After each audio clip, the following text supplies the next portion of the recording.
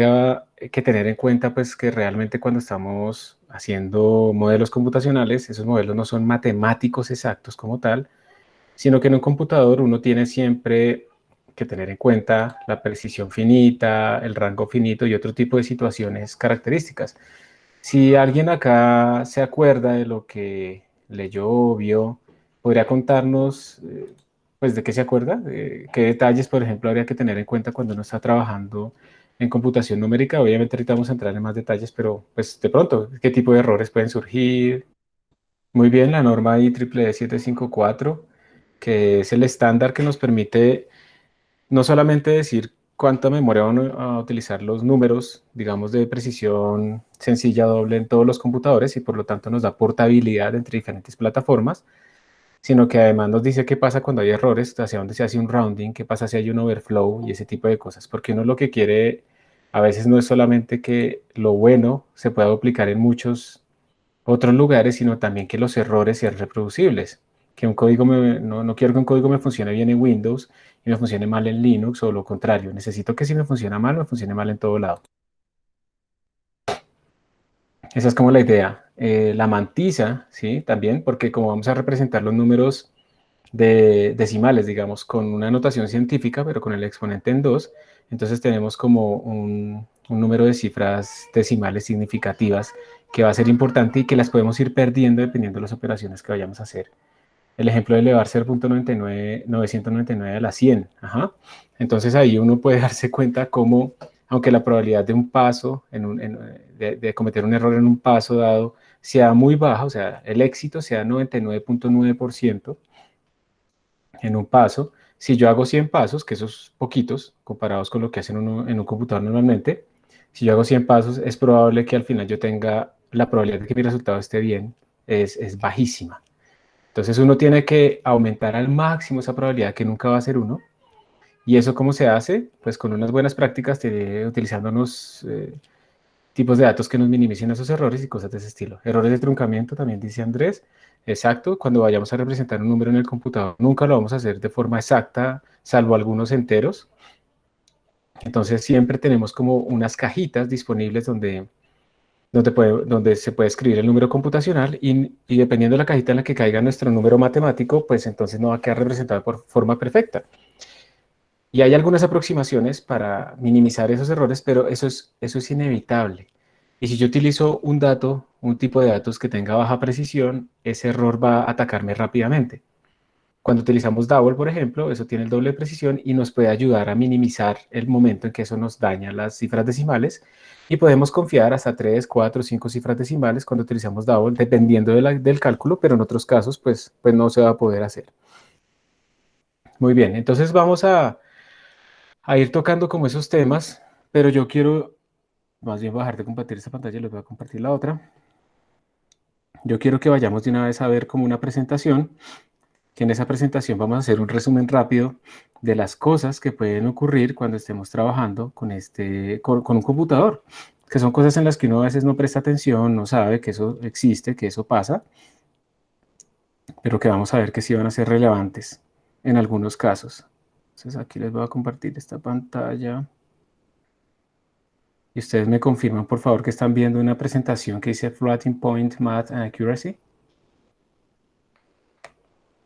Sí, profe. Perfecto, entonces esta no la voy a tomar a detalle, sino que voy a pasar como por encima haciendo énfasis en lo que me parece más interesante. El doctor Axel Kollmeier, él es un alemán que está trabajando, no sé si ahorita todavía en Texas o algo así.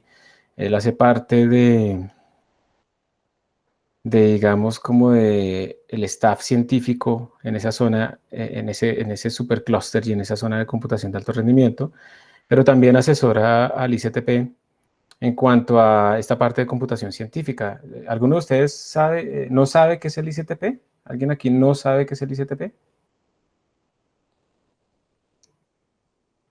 Que hay algunos que todavía no saben qué es el ICTP. El ICTP es el International Center for Theoretical Physics, que se ubica en la ciudad de Trieste, en Italia. Eso queda ahí en el borde del mar Adriático, más o menos en tren queda como a una hora de Venecia. de hecho no queda exactamente en Trieste, sino en un parque natural ahí cercano que se llama el Parque de Miramare, y fue fundado por Abdul Salam hace ya un tiempo, con el objetivo de poder reunir en el ICTP a personas expertas en ciencia en el mundo y que capacitaran a personas del tercer mundo para poder hacer como que la ciencia llegara al tercer mundo mucho más rápidamente a través de un sitio de intercambio, de capacitación, de entrenamiento, de formación, etcétera. Y digamos que yo por lo menos he trabajado mucho con ellos en estos workshops que hacen de computación científica, pero ellos hacen mucho más, y escuelas de verano de partículas y de sistemas biológicos, y están asociados, tienen un diplomado que es muy bueno, que viene después del pregrado, y están asociados con CISA, y entonces hay becas para hacer doctorados. Esto es una buena oportunidad. De hecho, el primer viaje que yo hice por fuera del país fue gracias a ellos, para una escuela de alto rendimiento también, y pues me pagaron absolutamente todo, y eso también hace que uno se comprometa realmente a hacer las cosas bien.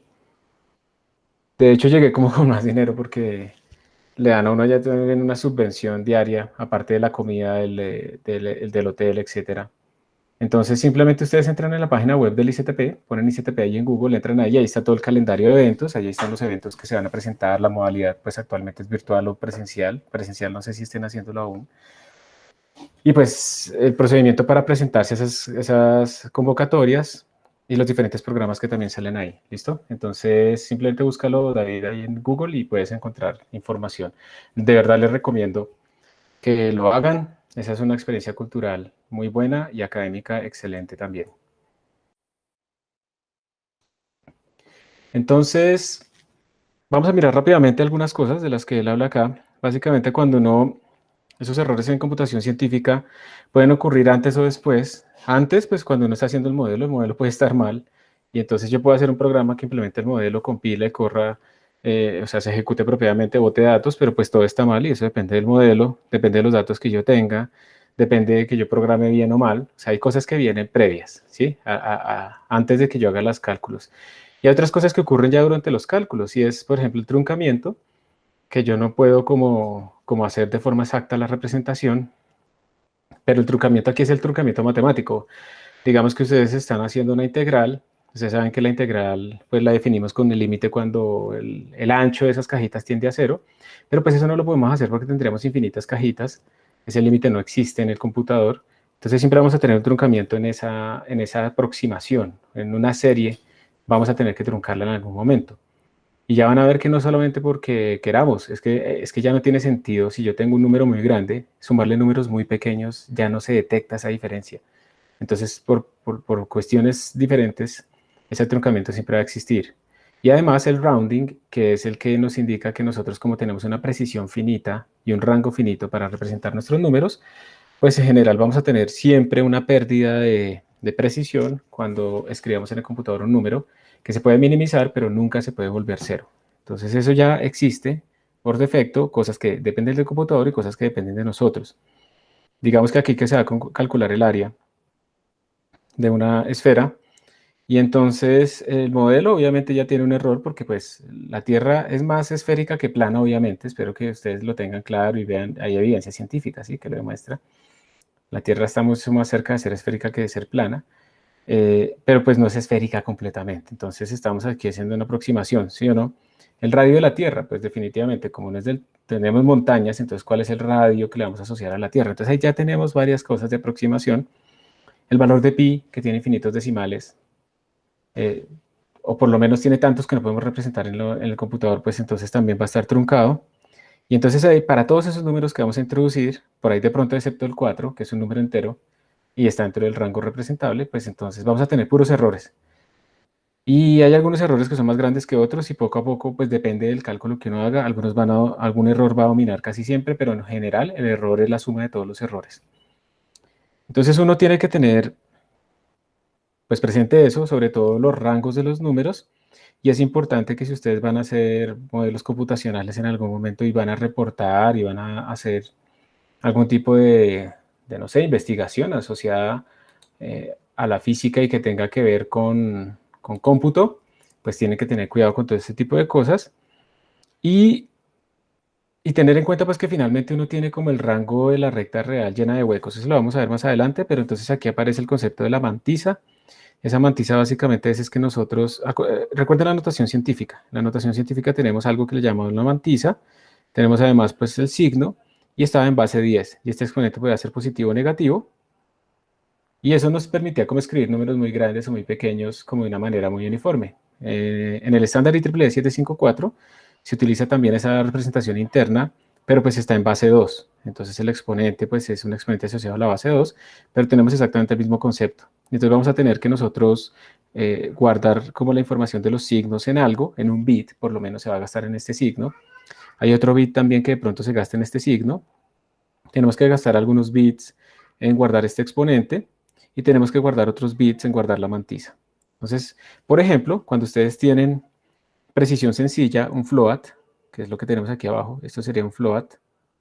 Cuando ustedes tienen un float, ustedes tienen precisión sencilla y eso quiere decir que se van a gastar 8 bits en el exponente. Esos 8 bits significan que son un byte. Recordemos que los bits, si lo recuerdo bien, un byte era 4 u 8, ahora lo olvido. Creo que son 8 bits, ¿cierto? Vamos a mirar rápido en Google. 8, listo. Entonces estamos gastándonos un byte. Esto quiere decir que podemos representar como cada bit es binario. Tenemos 1, 0, 2 a la 8 posibles combinaciones. ¿Y 2 a la 8 cuánto es? Ustedes que ya saben tensores y todo saben, a ver. 64. No sé, voy a mirar. 256, 64, 256. Entonces vamos a ver. 2 a la 0, sí, sí. Creo que sí es 256. 256. Nos falta multiplicarlo otras 2 veces. Y entonces, eso quiere decir que podemos representar pues números entre 0 y 256, 5, o menos 128 hasta 127, o cosas de ese estilo.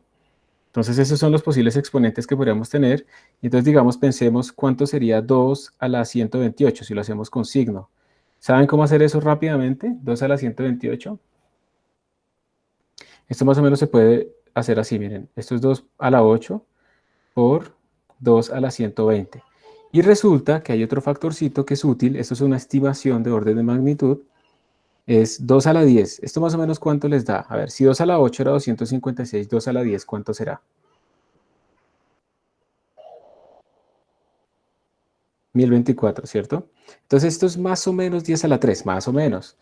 Entonces tendríamos que 2 a la 128 es más o menos 2 a la 8 por 2 a la 10, ¿cierto? Y todo esto a la 12, ¿sí o no?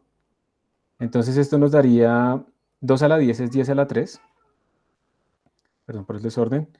Entonces 2 a la 128 aproximadamente. 2 a la 8 por 10 a la 3 a la 12. Entonces esto más o menos nos daría 2 a la 8 por 10 a la 36. ¿Listo? Aproximadamente. Y ese 2 a la 8, pues que es 256, esos son como 2 órdenes de magnitud en el 10, entonces esto más o menos daría como 10 a la 38. Y de hecho, este es el número más grande posible aproximadamente que podemos representar con precisión sencilla, alrededor de 10 a la 38, o 10 a la menos 38, si utilizamos la parte negativa. Entonces ustedes pueden decir, pero eso es grandísimo, ¿sí? Pero no es cierto, ahí hay varias trampas. Si ustedes están calculando en unidades que son en MKS, pero en sistemas atómicos y cosmológicos, pues la relación entre masas de un electrón con un sol o cosas así, pues ya, se salen inmediatamente de estos rangos. En la ley de Coulomb, cuando uno tiene K por Q1 por Q2 sobre distancia al cuadrado y Q1 es la carga elemental y Q2 es la carga elemental, pues ya eso estamos en el orden de 10 a la menos 38, ya estamos fregados, estamos en el borde de lo que podemos representar. Entonces esto no es tan grande. Además, no quiere decir que esta 10 a la 38 todos los números quedan perfectos, sino que ahí tenemos huecos también representativos que nos van a dañar absolutamente todo. Y si ahora nosotros, por ejemplo, pasamos a una precisión doble, entonces tenemos 52 bits para la fracción, tenemos 11 bits en el exponente y eso más o menos nos va a dar un número re grande como del orden de 10 a la 310 aproximadamente. Entonces, ¿de dónde sale el número de bits de un computador? Precisamente del estándar. Pues no tanto del computador, sino de estos números. Entonces se decidió un estándar y todo el mundo que represente y que respete el estándar IEEE 754 tiene que representar de esta manera los números porque así yo sé que mi representación es uniforme independiente de la arquitectura, porque cuando surge todo esto de los computadores y demás, pues había muchas arquitecturas diferentes y era un problema terrible poder pues, hacer un programa en un lado y que diera completamente diferente en el otro, porque claramente si yo utilizo un número flotante en un computador que utiliza una representación diferente a la de otro computador, pues los datos van a ser completamente diferentes, la precisión diferente. Entonces, eso está súper mal. Entonces, se crea un estándar que nos permita definir muchas cosas, entre ellas los números de bits. ¿Listo, Sebastián? Entonces, como pueden ver, el estándar define precisamente eso, cómo se guardan los datos, qué pasa en las operaciones, qué pasa si hay problemas, ¿sí? ¿Qué pasa? ¿Cómo representa el infinito? Que el infinito no existe, pero pues debe haber una manera de representarlo para saber que me salí. El overflow, que llamo, que es cuando representa un número más grande de lo que necesito y cosas de ese estilo. Entonces aquí está más o menos el cálculo de los rangos de los números, por ejemplo, de precisión sencilla. Observen que va como de 3.4 por 10 a la 38 y 1.8 por 10 a la menos 38. Entonces hay que tener cuidado con eso. Si yo tengo números tan pequeños como 10 a la menos 39, entonces no lo podré representar, se me vuelve cero. Entonces tengo un underflow porque representé un número más pequeño de lo que podía. Si hablamos de enteros de 32 bits, entonces estos enteros con signo pueden estar entre estos rangos. Estos rangos observen que son más o menos de 2.000 millones a 2.000 millones, 2.100 millones a 2.000, menos 2.100 millones a más 2.100 millones. Si yo lo vuelvo positivo, esto me da alrededor de 4.000 millones, más o menos. 4.000 millones en prefijo es más o menos 4 gigabytes.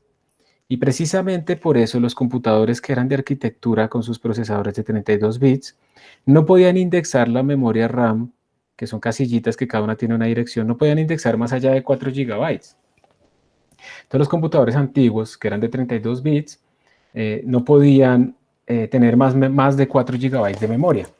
Actualmente prácticamente todos los computadores son de 64 bits, no falta pues por ahí la fluctuación porque pues no se sigue utilizando todavía un computador viejito, que está bien porque pues si no hay más es mejor tener un computador de 32 bits que no tener. Y ya con los computadores de 64 bits tenemos rangos muchísimos más grandes de memoria RAM disponible porque la podemos indexar. Porque es que si yo le pusiera 8 gigabytes a un computador de 32 bits, él no va a tener suficientes números enteros para distinguir entre casillas. ¿Ok? Entonces eso pasaba. Y pues la idea es que uno, digamos, en algún momento quisiera tener más. Entonces en el estándar se definen, digamos, unos enteros más largos. Pero pues uno siempre va a tener memoria finita, es imposible. Y hay algunas librerías que existen para que uno tenga precisión infinita, pero como eso está hecho en software y no en hardware, porque en hardware yo de todas maneras voy a tener la limitante finita, eso es más lento. Entonces si yo ya necesito realmente tener 27 cifras decimales, todas con precisión, porque pues esto va a determinar la evolución del universo, no sé qué cosas, pero 27 es un montón, o sea, incluso 6 es harto. Entonces, pues tengo que utilizar ese tipo de librerías que van a hacer mi programa más lento. Sebastián pregunta también que, o sea, que los computadores más potentes siguen usando ese estándar a pesar de poder ser más precisos. Sí, porque es que, digamos, la potencia no es en qué tan grandes son mis números. La potencia es cuántos números puedo procesar por unidad de tiempo. Podemos verlo así. Como te digo, si tú tienes una aplicación en donde requieras tanta precisión, de verdad que no te sea suficiente esta, pues utilizas una librería a nivel de software que te emule esas precisiones tan gigantescas que necesita. Lo que uno debe hacer en computación científica normalmente es utilizar DAOs, ¿listo? Ese es como la verdadera, el verdadero consejo. Aquí está diciendo que le está fallando la transmisión. ¿Es mi internet o ha estado fallando la transmisión? Coméntenme porfa para ver si pues me desconecto y me vuelvo a conectar. ¿Están escuchándome bien o me estoy entrecortando?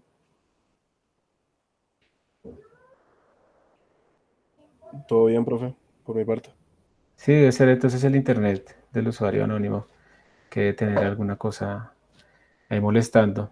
Listo. Les pregunto de todas maneras, oigan, y sí, por favor avísenme si pasa algo, porque pues es muy maluco que el video quede así como con mal sonido o algo así. Creo de hecho que el video que les envié tiene mal sonido o algo así, entonces pues lo corregimos. Listo, eso me sirve a mí muchísimo que ustedes me ayuden con eso, por favor. Se los agradezco.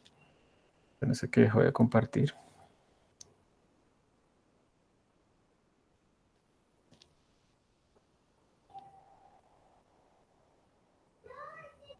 Listo. Listo, entonces, bueno, espero que te haya respondido la pregunta, Sebastián. Y entonces, digamos que también hay que tener en cuenta que como los números, por ejemplo, con decimales, están representados en notación científica en base 2, eso quiere decir que la distribución de esos números en la recta real es logarítmica, va en potencias de a 2. Y por lo tanto, por ejemplo, en precisión sencilla, uno tiene más o menos 8 millones de números entre 1 y 2. O sea, yo entre 1 y 2, en precisión sencilla, tengo una precisión de 10 a la menos 6. Si quiero representar dos números que están más cercanos que 10 a la menos 6 entre ellos, entre 1 y 2, no voy a poder hacerlo. Para el computador esos dos números van a ser iguales, pero pues es una buena precisión, de todas maneras, 10 a la menos 6. Pero lo que importa acá, lo que se resalta, es que entre 1 y 2 tenemos alrededor de 8 millones, y entre 1023 y 1024, que también están separados por una unidad, solo tengo 8000 números más o menos disponibles. Entonces mis números entre más grandes los quiero representar, menos precisión tengo yo. Y por esa razón a veces ustedes tienen que hacer lo previo que es en mi modelo utilizar las unidades naturales de mi sistema, ¿sí? Escalar mi sistema, encontrar las constantes adimensionales de mi sistema para poder hacer las cosas mucho más precisas. Por ejemplo, si yo tengo la ley de Coulomb, entonces tengo F igual a K, la vamos a hacer en magnitud, Q1, Q2 sobre R12 al cuadrado. Si yo tengo eso, y estamos, depende del sistema que estemos hablando, pero por ejemplo estamos hablando de la carga elemental, digamos que las cargas más o menos son del orden de E, que es igual a 1.6 por 10 a la menos 19 coulombs, y digamos que la distancia sea de tipo atómico, entonces digamos que esa distancia es del orden de 10 a la menos 10, pongámosle, metros, pues no tiene sentido que yo esté utilizando como las unidades en este modelo como coulombs y metros. Lo mejor será utilizar las unidades, pues en términos de la unidad elemental y la distancia en términos de 10 a la menos 10.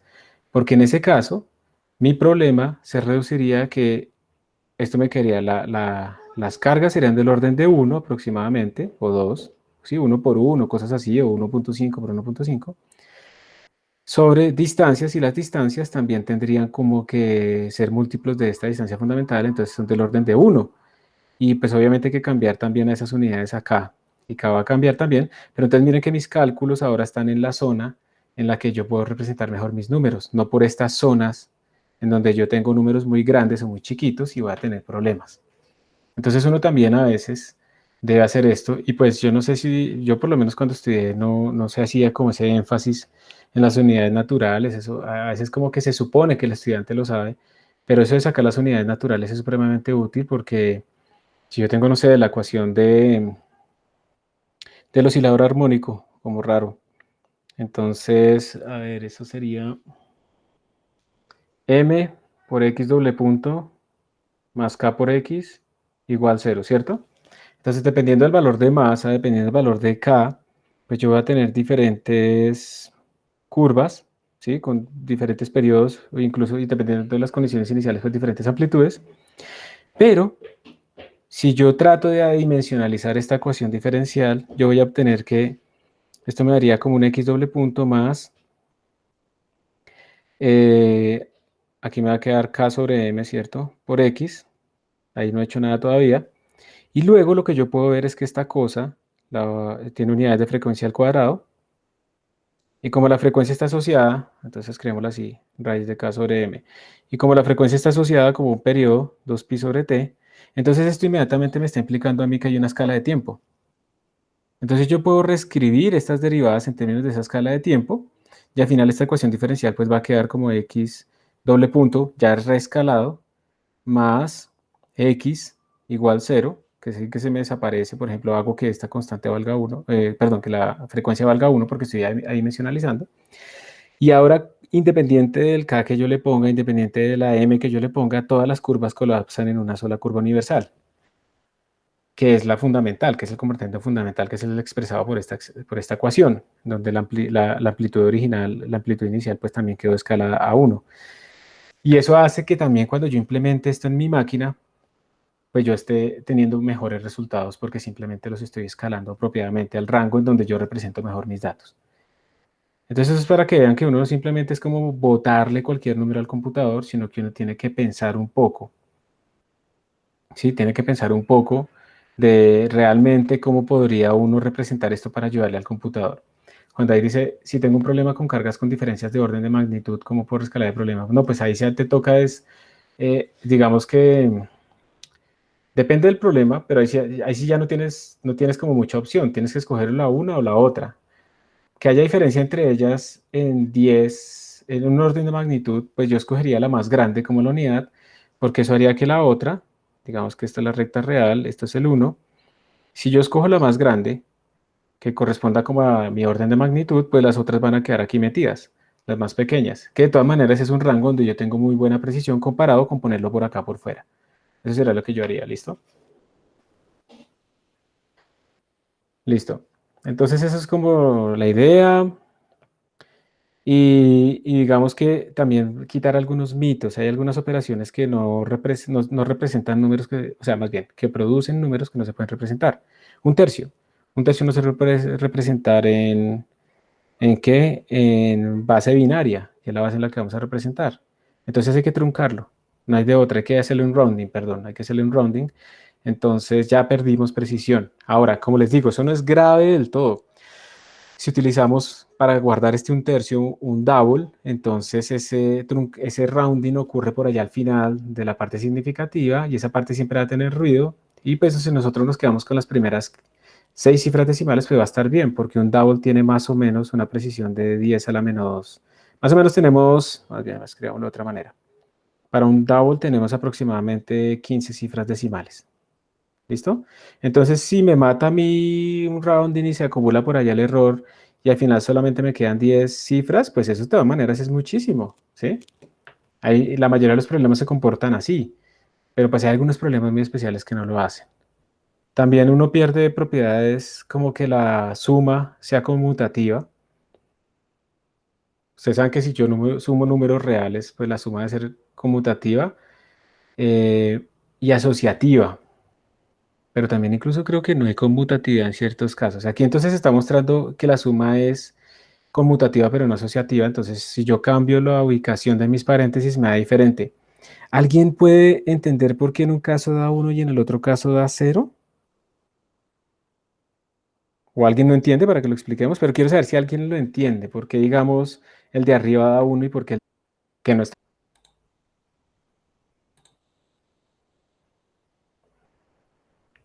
Aquí, bueno, ya dijeron algo. No, no entiendo. Listo, ya lo vamos a explicar.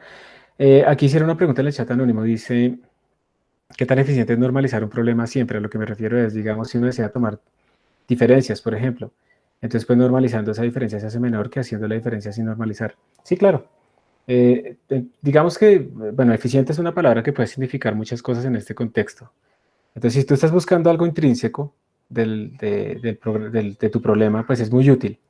También para interpretar los resultados es muy útil. O sea, eso de poner como que mis distancias están en metros y no sé qué, mi laboratorio, ¿sí? Por ejemplo.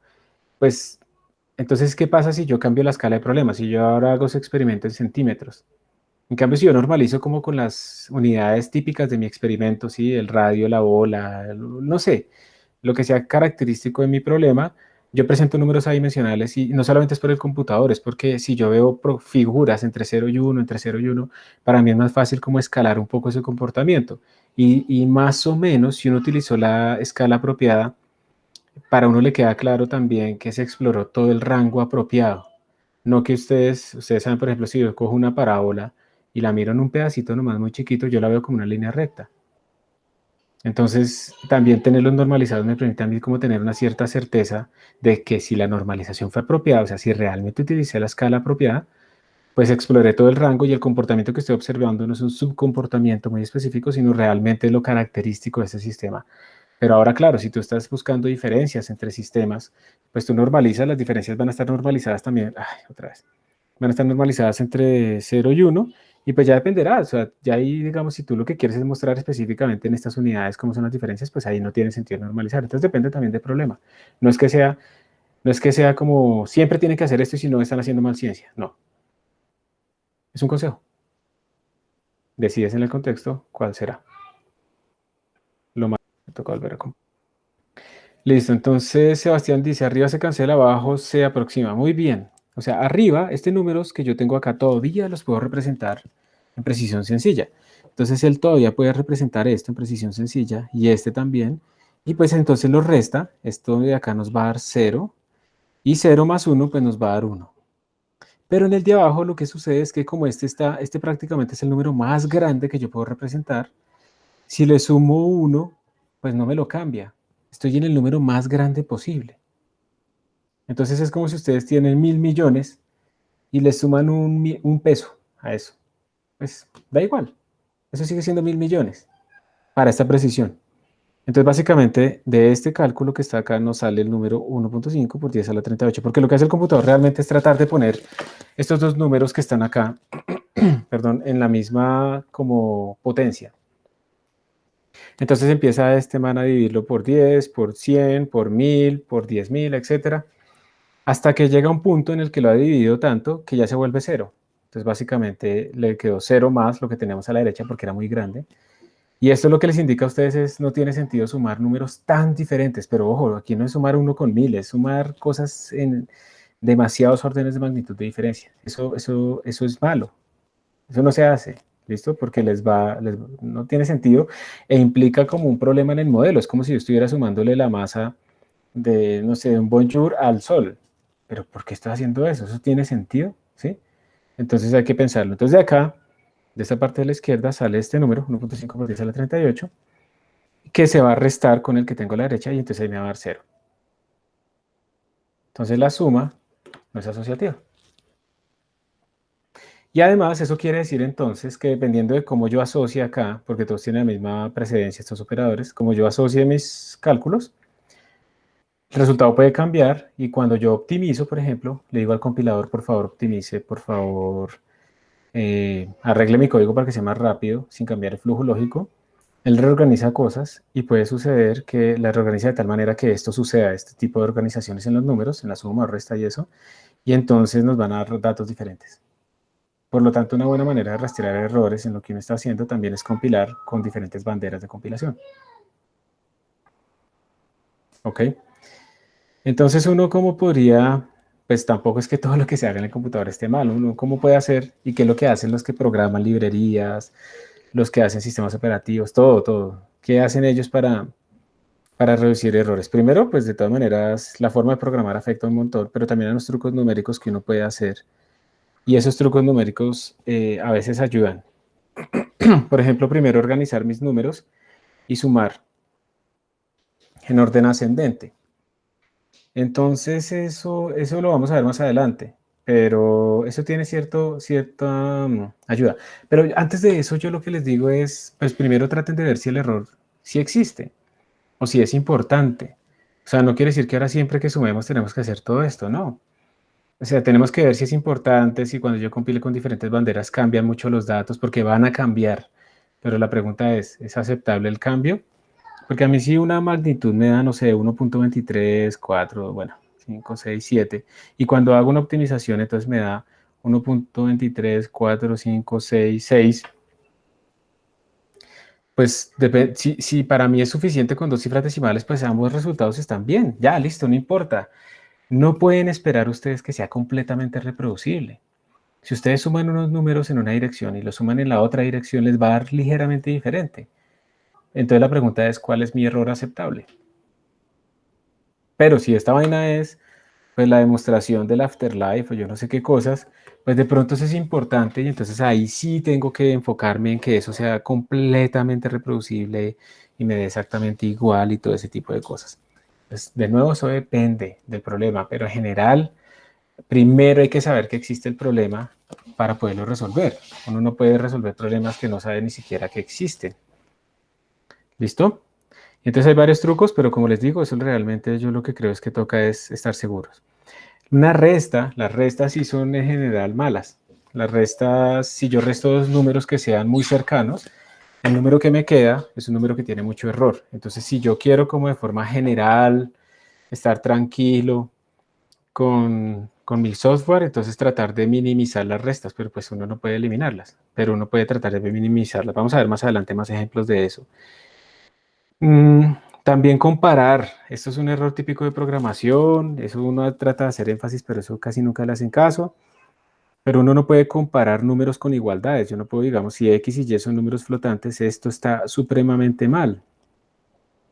Porque recordemos que como yo tengo errores de rounding al representar X y además en las operaciones, y también obviamente en Y, que son números flotantes, pues cuando yo los compare por igualdad, pues casi nunca me va a dar igualdad. O sea, la probabilidad de que X sea exactamente en el patrón de bits a Y es bajísima. Casi que podríamos decir que es nula. Porque es como coger un punto especial entre un conjunto, ¿sí? Entonces, esto no se hace. Esto, o sea, en enteros sí podemos hacer comparaciones, pero en puntos flotantes no. ¿Qué es lo que debe hacer uno? Uno lo que puede hacer es, si X menos Y es menor o igual que cierta precisión, esto funciona mucho mejor. Entonces, si yo le pongo 10 a la menos 6 a esa precisión, pues yo sé que están cercanos en 10 a la menos 6. Si le pongo 10 a la menos 9, pues cada vez estoy reduciendo más, ¿listo? Pero pues obviamente lo que toca es esto no puede valer cero, ¿no? Esa es la única. Pero aquí esto tiene también un problema. ¿A ustedes se les ocurre algún problema que pueda tener escribirlo de esta manera?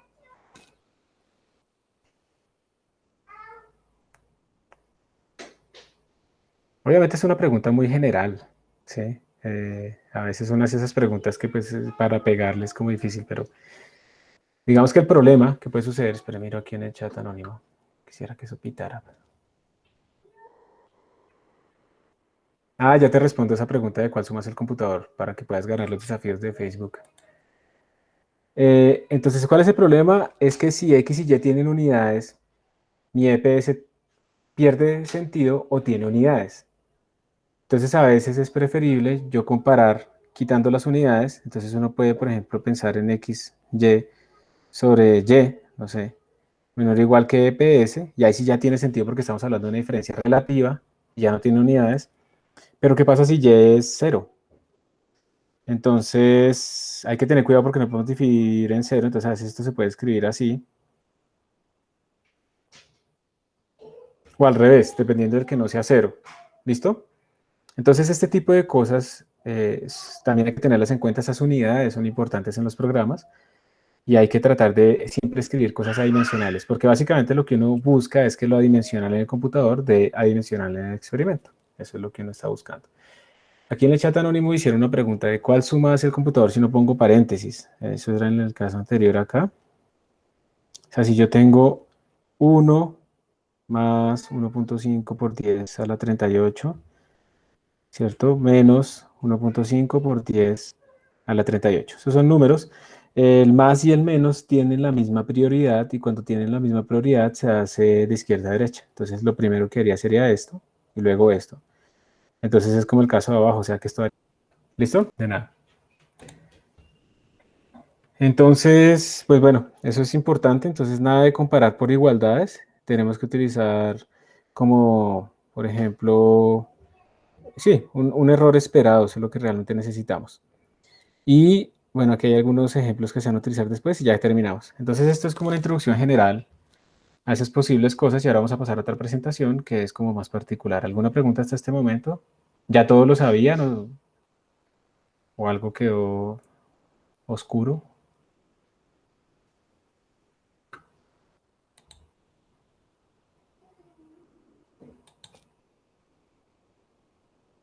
¿Ninguna pregunta? Listo. Entonces vamos a pasar a la otra presentación.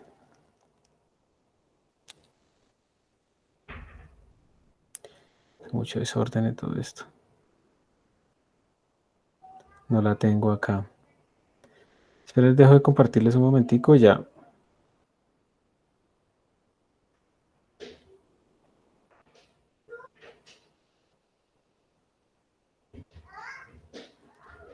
Entonces aquí hay varias cosas repetidas, entonces me las voy a saltar.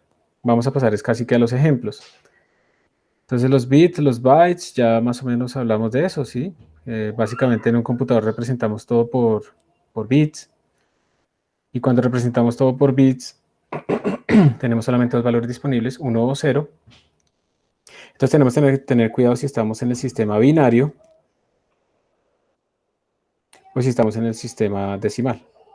Y pues nosotros, digamos, normalmente hablamos en sistema decimal, pero el computador pues todo lo traduce a sistema binario, ¿sí? Entonces recuerden que en el sistema, cualquier sistema lo que quiere decir es básicamente si yo escribo un número como 1101, esto es 2 a la 0, esto es 2 a la 1, esto es 2 a la 2 y esto es 2 a la 3. El sistema binario, ¿cierto? Y pues uno va sumando simplemente potencias. Es cuando uno, bueno, esto ya lo vimos, la representación de números, los números se representan así. Este es el estándar IEEE, así es como se utiliza. Se utiliza un bit para el signo, se utiliza pues los bits que es, bueno, otro bit, acá otros bits para el exponente. Normalmente hay un bias ahí que es el que lo vuelve negativo o positivo. Entonces recuerden que en notación, en precisión sencilla, esto eran como 8 bits para el exponente y lo que sobra se gasta en la mantisa. Entonces, por ejemplo, en single precision, de nuevo vamos a repetirlo, tenemos 32 bits, 8 se van en total, 8 se van para el exponente, eso hace que estén 0 y 255. La mantisa normalmente es porque se pone ese número que pertenece al hardware como menos 127. Y lo que sobra, entonces tenemos 8 para el exponente, 1 para el signo, entonces nos quedan 23 bits de sobra para utilizarlos para la mantisa. Así es como básicamente se representa. Y algunas veces en algunas cosas como los bancos se utilizan números especiales como de precisión decimal, que en donde digamos es importante lo de los centavos. Entonces yo quiero como tener una precisión más allá de los centavos, entonces quiero que eso sea así y son datos especiales. Pero en la computación científica nosotros utilizamos básicamente el estándar IEEE 754, donde están estos números double o float. Entonces aquí están los rangos también para el double precision. Para el double precision pues tenemos el doble de precisión, tenemos 64 bits, 8 bytes están ahí. 11 se va para el exponente, por eso nos da más o menos este orden de magnitud, lo más grande y lo más pequeño. 52 nos quedan en la mantisa, entonces eso quiere decir que tenemos más o menos 16 cifras decimales de precisión en nuestros números. No hay que confundir eso con 10 a la menos 16, o sea, los números más pequeños están por este rango, los más grandes están por este rango, pero si yo tengo dos números de doble precisión, yo los puedo distinguir si se distinguen más o menos en 15 cifras decimales entre ellos. ¿Listo? ¿Cómo se determina el n y el m? Eso lo da el estándar o lo da la implementación. Entonces digamos que aquí está ya determinado, porque si el tipo de datos es double, entonces ya sabes con certeza que tienes 52 bits para la matiza y se acabó, no tienes más. Entonces eso lo da el estándar.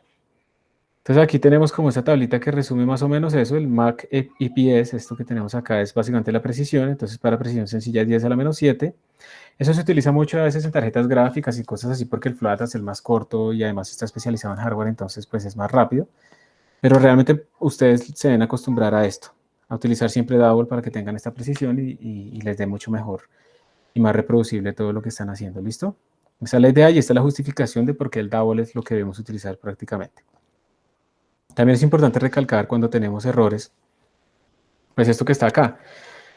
Esto es como una recta real donde están los números que podemos representar con precisión sencilla. El primer error que podemos tener es representar números más grandes de lo que podemos representar. Eso se llama overflow. O sea, si a mí me sale un número aquí como 10 a la 40, o como por acá, de 10 a la menos 40, esos números no se pueden representar en un float. Y algo pasará. Y ya lo vamos a ver qué pasa. Y eso es horrible lo que pasa. Porque si ustedes, por ejemplo, representan aquí un número como 10 a la 40, pues, ¿qué esperarían? Que eso se vuelva. Eso lo dice el estándar, pero no esperaría que eso fuera representado como infinito, pero a veces esos números se vuelven ese número grande negativo, porque internamente lo que se hace es mover los bits y al final lo que se hace es activar el signo y eso, bueno, ocurren muchas cosas. Ahorita lo vamos a ver. Entonces este es el primer error. Overflow es trato de representar un número más grande de lo que yo puedo representar. Underflow es un número más pequeño de lo que yo puedo representar. Entonces me dio 10 a la menos 50. Pues eso no lo puede reproducir, o sea, eso no se puede representar en precisión sencilla. Y entonces lo que uno hace es, lo que hace el computador es volverlo cero. Ese es más razonable, ¿cierto? Si le pongo un número muy chiquitico, pues que me lo vuelva cero, pues está bien, lo acepto. O sea, es razonable, pero lo del overflow es peor. Y hay otro error típico que es el truncamiento. Entonces estas barritas están representando los números computacionales que yo tengo disponibles, pero si a ustedes les da un número acá real, pues ese número real se va a truncar, ya sea para la izquierda o para la derecha, depende del rounding que se haga, y entonces ustedes ahí tienen una pérdida también de precisión. Entonces todo esto es lo que ocurre. Este error de truncamiento es muy exagerado cuando tenemos números muy grandes y disminuye, pero no desaparece nunca, pero disminuye cuando tenemos números más pequeños. Sobre todo entre 0 y 1, ¿sí? Por lo que hemos visto de la resolución y porque esta distribución es logarítmica. Entonces no olvidar esto, y por eso es ventajoso en un computador tener números pues que su orden de magnitud sea alrededor de 0 y 1, hacia 10, a 100, etc. Y aquí está lo de la densidad, que ya le habíamos hablado, y el mismo ejemplo. Entonces, como ustedes pueden ver, pues la densidad al ser logarítmica implica que entre potencias de 2 tengo la misma cantidad de números, por ejemplo, pero eso implica que ya en la recta real, pues eso implica que entre más lejos están más separados los números disponibles. Y eso es problemático para nosotros. Aquí hay algunos otros ejemplos. La asociatividad también, ya la vimos. Por ejemplo, también este es un ejemplo típico, que yo cojo 0,1 más 0,1 más 0,1 más 0,1 10 veces, y eso no me da 1. Y eso no me da 1 ni en Python, ni en Fortran, ni en C, ni en C++, porque Python también respeta el estándar IEEE 754. Eso me da 0.99999, pero no es 1. ¿Listo? ¿Por qué? Porque el 0.1 no se puede representar de forma exacta en un computador que respete el estándar. Excel no se sabe si respeta el estándar IEEE, y por esa razón digamos que cada herramienta para su área apropiada, ¿cierto? Entonces, para cálculo científico muy importante, pues en Excel hacer tablas y eso no necesariamente es lo mejor. Pero pues Excel es rey en lo que sí sabe hacer. Tampoco es que vamos a reemplazarlo ni nada de eso. Cada herramienta en su lugar. Aquí hay algunos ejemplos muy sencillos. Hay muchísimos ejemplos. Ustedes pueden buscar en internet ejemplos de floating point, arithmetic errors, cosas así. Les van a salir muchísimos ejemplos. Aquí, este es un ejemplo típico de la guerra del Golfo. Creo que, no sé, creo que ninguno de ustedes había nacido. Es muy probable que no hayan nacido en 1991 o estuvieran bebés en proyecto. Y sí, yo creo que en general aquí no hay nadie que haya nacido en 1991. Hubo una guerra, ¿listo? En esa época que se llama la Guerra del Golfo. Y en esa guerra, pues obviamente por petróleo no sé qué, hubo un caso especial de error numérico.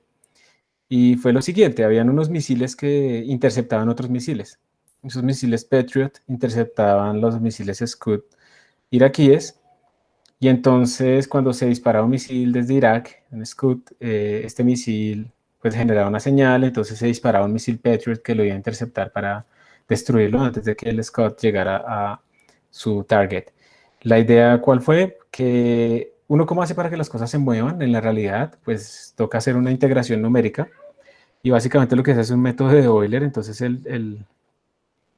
digamos que cada misil va calculando su X nuevo igual a su X anterior más su velocidad por tiempo. Hay varios algoritmos para hacer eso, pero esto digamos es básicamente lo que se utiliza. Y también su velocidad, ¿cierto? Con la aceleración. Entonces él puede ir calculando como en dónde va a estar el otro misil y en dónde estoy yo para poder interceptar apropiadamente. Entonces la idea, ¿cuál fue? El delta t, aquí se hace con un delta t, el paso de tiempo era de 0.1 segundos, pero ya sabemos que esto no se puede representar de forma exacta en forma binaria, y digamos que en un segundo se hacían 10 pasitos de estos, y resulta que además esas son arquitecturas muy especiales. La arquitectura que ellos tenían en ese misil era de 24 bits, entonces 0.10 se representa de esta manera, como está acá, que tiene un pequeño error, pero uno dice, pues ese error es chiquitico, eso no pasa nada. Pero resulta que esto volaba mucho tiempo. Estos misiles, pues yo no creo que fueran 100 horas, porque eso es demasiado tiempo, pero sí se imaginan, o sea, disparan un misil y como a los 3 días llega. Pero resulta que esto es simplemente para mostrarles la idea.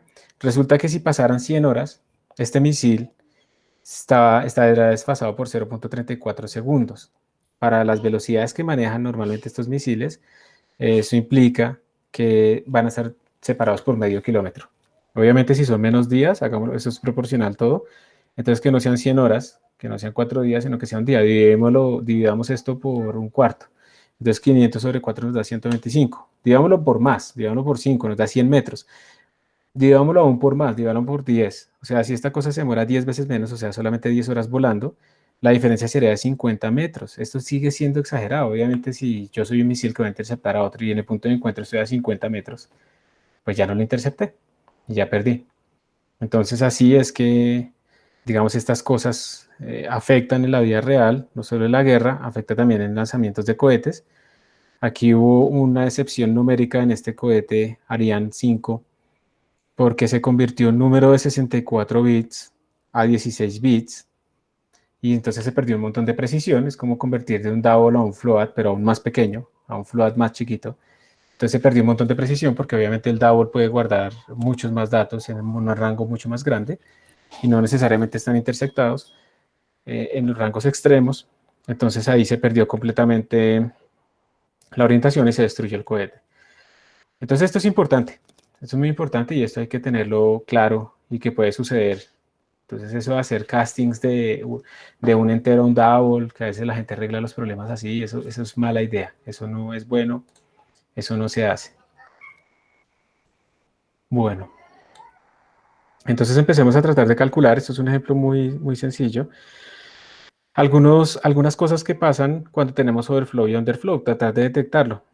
Y así con esto repasamos un poquito también lo de la programación, que supone que ustedes lo hicieron, pero por si acaso lo vamos a hacer acá. Entonces vamos a hacer este pseudo algoritmo. Ustedes tienen acceso a esta presentación también en la página de presentaciones, entonces espero que lo tengan ahí. Y pues voy a compartirle la otra pantalla para que hagamos un programa. Si les parece, hagamos una pausita de 2 minutos mientras ustedes abren su entorno de programación y yo también. Y voy a dejar de hablar para descansar un poco la voz. ¿Listo? Listo, chicos. ¿Están ahí? ¿Me escuchan y pueden ver mi pantalla? Sí, profe. Listo, gracias. Entonces, estoy aquí conectado a la sala. Y voy a hacer el repositorio. Yo ya creé el repositorio en GitHub. Entonces, si yo ya lo creé, ¿qué debo hacer? ¿Debo hacer una carpeta acá y hacerle git init o debo hacer un git clone?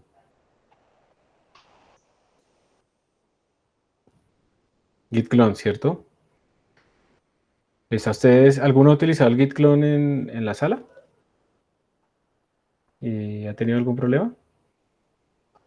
Creo que ustedes por defecto ya tienen configurado el proxy, esto no lo tienen que hacer, esto es mío, que me toca configurar un montón de vainas.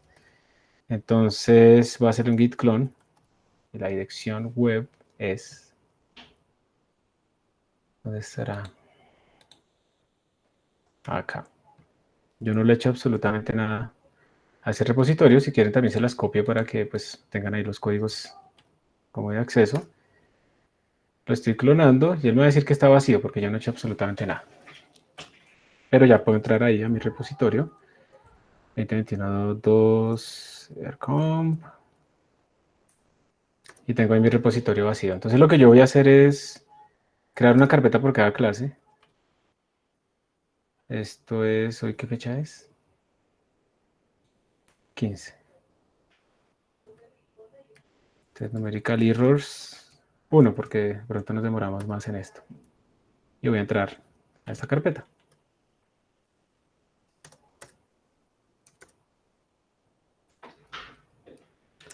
Listo, completamente vacía. Ahí les paso de todas maneras el link para cuando quieran consultar después algunos códigos que hayamos hecho en clase. Yo los voy a ir subiendo en cada clase allá. Listo, entonces hagamos uno que nos hable del overflow, por ejemplo. Entonces vamos a crear un código, yo voy a utilizar Emacs. Le voy a poner este -q porque quiero que sea rápido y que no me lea la configuración maluca que tengo yo ahí que lo hace lento. Ustedes no tienen que hacerlo, pero si tienen problemas con Emacs, pues hagan esto así para que no lea configuraciones. En la máquina virtual también tenemos un problema. Yo voy a crear una máquina en estos días nueva que tenga eso y otras cosas. Y lo voy a llamar under y over flow.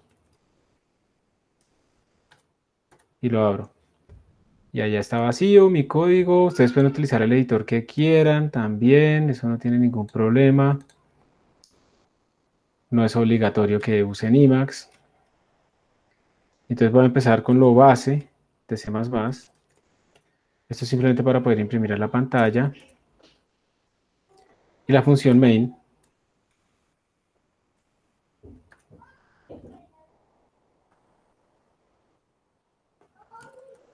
Que retorna 0, ¿listo? Eso es como lo básico que nosotros necesitamos. Aquí están preguntando que para qué sirve esto acá. Es para yo poder seguir utilizando la consola. Si tú abres tu código así, entonces la consola te queda como bloqueada. Mira, no la puedes usar porque quedó anclada con este proceso. Entonces el ampersand es para que pase al background el proceso de Emacs y yo pueda utilizar. Listo, Jackson. Bueno, entonces esto es, y vamos a declarar aquí una variable que sea, no sé, float, x, igual. Lo hago con float para que sea más fácil los rangos. Entonces, ¿alguien recuerda cuál era el rango más grande que podía tener un float? El valor más grande, como alrededor de 10 a la 31. Creo que sí, profe. Listo, entonces le vamos a poner 1.0, 1.23 a la 40. Que se supone que ya estamos haciendo un overflow acá. Y vamos a hacer otro, que sea un underflow, porque nosotros ya sabemos cuáles son esos valores. Under. Y le vamos a poner aquí menos 40. Y los vamos a imprimir a ver qué nos sale. Entonces vamos a poner aquí x over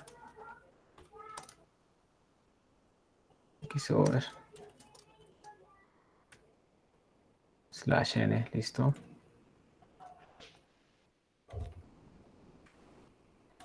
Y x, listo. Entonces esta es la idea. Si quieren ahorita yo subo el código, pero yo voy a ver si compila y nos bota algo útil y si no, pues no tienen ustedes que seguirme. Entonces para compilar, voy a aumentar un poquito la terminal, el tamaño de la fuente.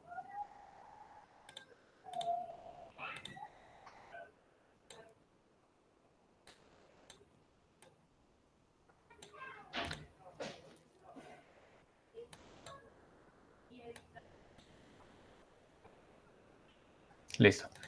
Entonces yo escribo simplemente G++ y el nombre de mi archivo, yo ya lo guardé, se llama underover. Ahí compiló, eso no quiere decir que esté bien, ¿no? La ejecución. Y entonces miren que lo que me está saliendo, xover era medio infinito. Infinito es un número interno. Y xunder me dio 10 a la menos 40, o sea que el underflow es más bajito. Si me acuerdo era la menos 45, entonces aquí le vamos a poner menos 50. Entonces lo voy a compilar, lo voy a correr. Y entonces miren que ahí ocurrió un underflow y un overflow. Cópienlo ustedes y les tiene que dar lo mismo, porque los datos estándar deben ser los mismos independientes de la plataforma, en Replit, en la máquina, en todo lado les tiene que dar igual. Entonces los dejo para que lo puedan copiar unos minuticos, ¿listo? Profe, ¿por qué el underflow tiene un orden de magnitud diferente al overflow? Es por la forma en la que están representados esos exponentes hacia abajo, entonces simplemente tú puedes guardar con un poquito más de precisión y uno lo puede calcular. Si tú haces, ¿cuál sería el exponente más chiquito? Creo que era 2 a la menos 127, creo que es por ahí, pero además haciendo la mantisa lo más pequeña posible. Entonces ahí ganas un poquito más. Profe, ¿y ese Emacs es como un C++? No, ojo, C++ es un lenguaje, este Emacs es un editor de texto, como lo estamos usando es simplemente un editor de texto, tú puedes editar con lo que quieras, aquí en Applications tienes muchas más, en Development tienes, por ejemplo, pues está Emacs, está también otro que se llama yo no sé qué vainas, y está Visual Studio Code también que yo lo instalé porque mucha gente lo utiliza actualmente. Emacs yo lo uso es porque también me sirve remotamente, yo no puedo utilizar Visual Studio Code remotamente allá en una terminal.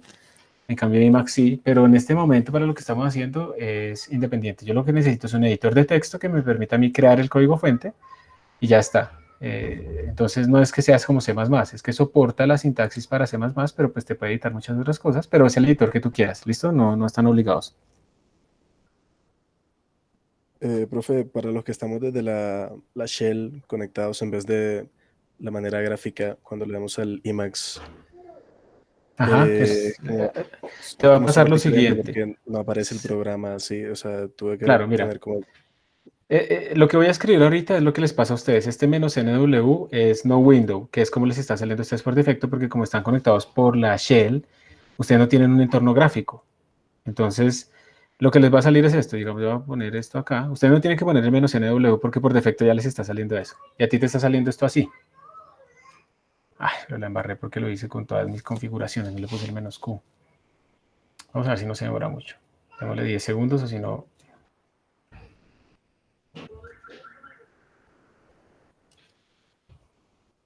Listo, ahí ya me lo abrió. Se demoró 26 segundos y lo maté.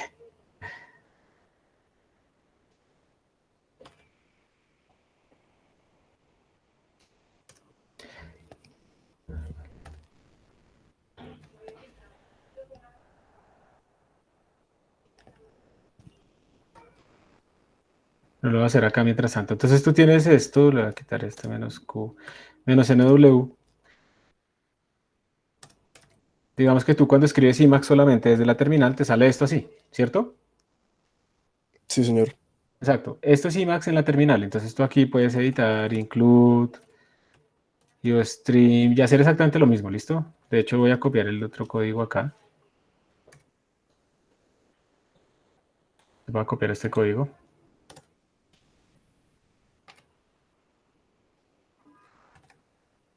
Sí, tranquilo, estoy seguro. Y te sale esto, si tú escribes el código te sale esto así. Pero entonces, como estás en terminal, tú tienes que saber cómo utilizar los comandos de terminal para poderte guardar y salir, ¿cierto?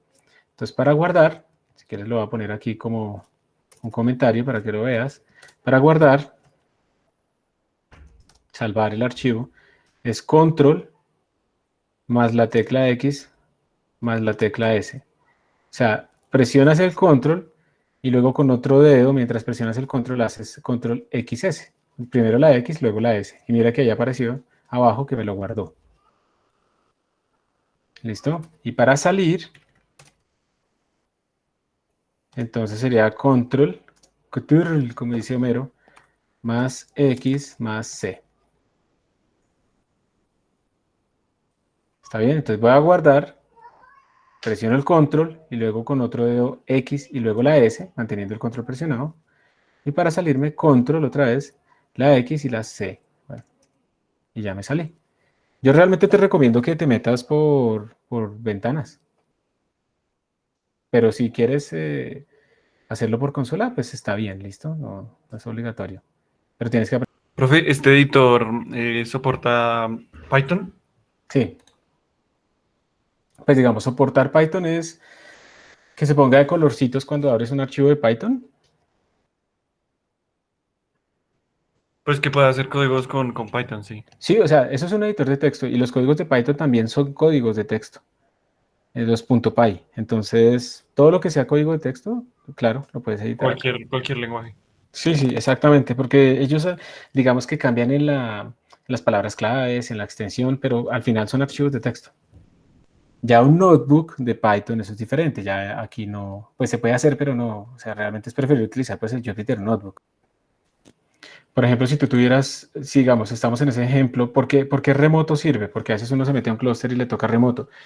Pero si yo tuviera un Jupyter Notebook que está por allá en otro computador, pues no me puedo conectar a él por consola. Hay algunos navegadores por consola, pero eso sería terrible. Entonces uno tendría que acceder a ese Jupyter Notebook externo con un IP externo, redireccionando algún puerto o alguna cosa. Eso sería mucho más específico, ¿listo? Mucho más especial. Ese tipo de acceso.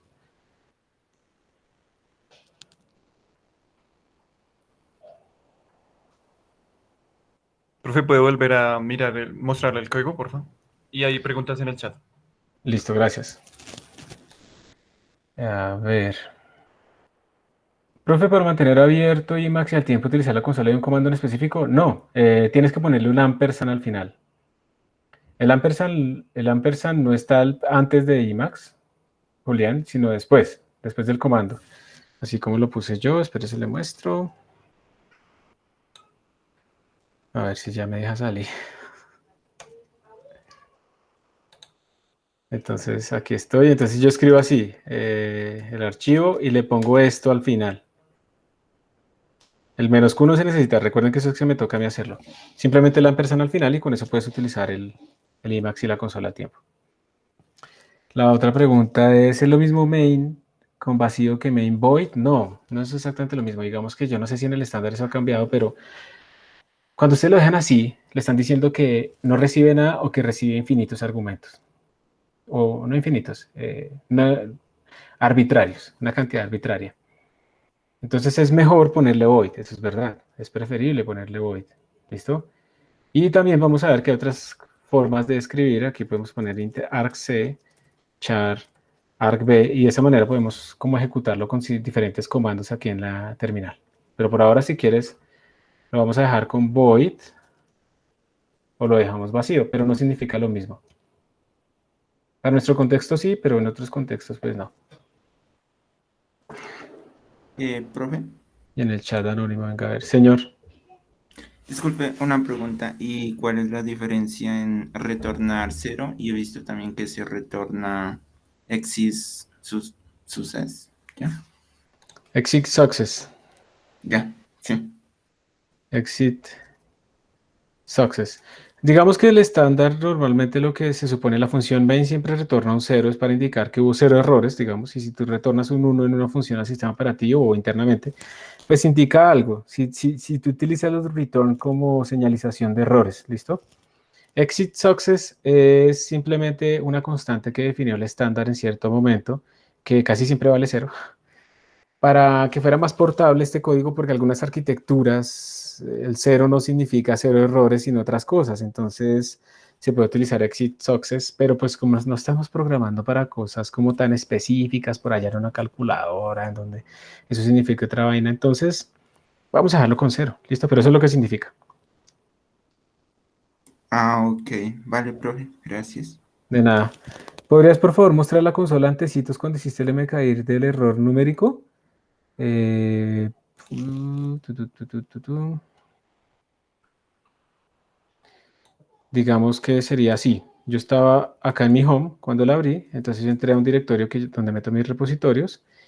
Aquí yo hice el git clone y después entré a la carpeta. Entonces la carpeta la creé así. No, mentira, yo hice el git clone, ¿cierto? Hice el git clone, bla, bla, bla. Y él me creó mi repositorio acá. Y luego entré a mi, creo que se llama así. Y ahí entré y ahí ya quedé en mi repositorio y creé una nueva carpeta dentro de mi repositorio que se llamó así. Yo tengo no sé qué, numerical errors 1 y luego entré a ella. No sé si eso era lo que necesitabas. Usuario 680-106. ¿Sí? ¿O era alguna otra cosa? Si quieres escribir ahí un reply en el chat anónimo en tu pregunta para saber si era eso o era otra cosa. Bueno, ¿alguien tuvo algún problema, algún error? Entonces, a ver, aquí dice Karen, en la máquina ejecuté el comando que dijiste para arreglar el Emacs, pero me sale restart Emacs or use Emacs and real for change to take effect. Y no me funciona. Ábrelo por ahora, si quieres, Karen Sofía, ábrelo por ahora con Emacs-Q, mayúscula. Ya, te olvidas de esos errores mientras yo les mando una. ¿Listo? Y Profe, David, ¿cómo abro el archivo? Ah, perdón. sí, ya te No, digo. sí, ya lo creé. Ya Ajá, tengo para compilarlo. ¿Cómo lo compilo? G++ y el nombre del archivo. Ah, ok, gracias. ¿El CPP significa que es C++, en C++, o qué? Sí, a él le da igual, realmente para el sistema operativo las extensiones dan igual, pero es una forma de indicarle al visualizador de archivos, al compilador, pues que es un archivo de C++. David dice, ¿cómo ejecuto por Replit en la consola del archivo? El archivo. Entonces, no vas a ejecutar el archivo, tú vas a compilar el archivo, vas a ejecutar el ejecutable. ¿Cómo lo ejecutas? Entonces, si tú estás dentro de la consola, dentro del directorio donde se creó el archivo a.out, tú lo ejecutas así, /a.out. El punto es el directorio actual. Porque el sistema operativo cuando uno le manda sus comandos, él busca en la ruta estándar y pues obviamente nuestro directorio no está en la ruta estándar, entonces tenemos que decirle que este comando está acá. ¿Listo, David? O si quieres compartir. Listo. A mí me aparece los stream que no existe esa carpeta o directorio. Entonces es que no estás ahí metido. Tienes que... ¿tú estás trabajando en dónde? En la máquina virtual. Ahorita puedes compartir pantalla y miramos. Lo más probable es que no estés dentro del directorio que quieres estar. Julián dice que eso tiene que ver con el path. Sí, exactamente. Los comandos pues, que estamos creando no existen en el path, entonces tenemos que especificarle la ruta. Entonces, hazme un favor, David. Haz en esa shell, haz un ls en la shell. Readme under. Compila, por favor, porque no has compilado. G++, espacio, under. Ahora sí apareció la .out y ahora sí ejecútalo. Si quieres hacer un ls para que te asegures que ahí está. Es que no habías compilado. Eso era lo que había pasado. Ahora sí está la .out, ¿sí lo ves? Y ahora sí ejecútalo. // Ahora sí te funcionó, ¿cierto? Listo, muy bien. Lo importante es resolver el error. ¿Y alguien más? ¿Quién? Yo creé el archivo por fuera, o sea, por fuera de los directorios. Entonces, bueno, voy a compartir.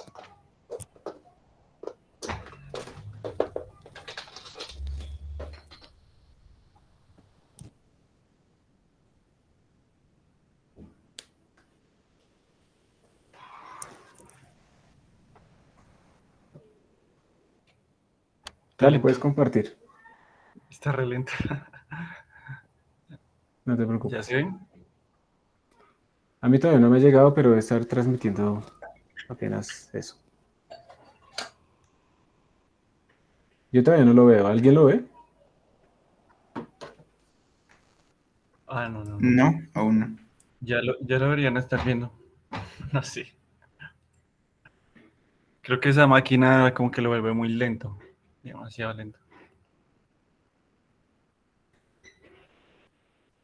Claro, porque la máquina te está cogiendo 2 procesadores y también 2 GB de RAM, que eso es poquito, pero de todas maneras, si el computador tiene apenas 4 procesadores, que de todas maneras es como el que yo tengo, o tiene 4 GB de RAM no más, pues te lo pone lento. Entonces tú, digamos, en el Windows tienes que cerrar todo lo máximo posible.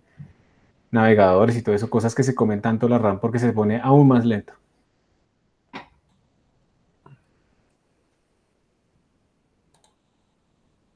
A ver, ya. ¿Cierto?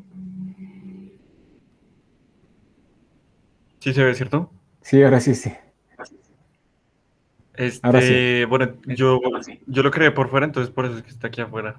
Y pues compilándolo, pues Bueno, no me digamos que ahorita aparece. el problema es la compilación, pero lo que veo es que me parece que escribiste los stream y es con una I, no con una L. Puede ser problema de mi transmisión de esa resolución, que se ve como una L, pero es una I.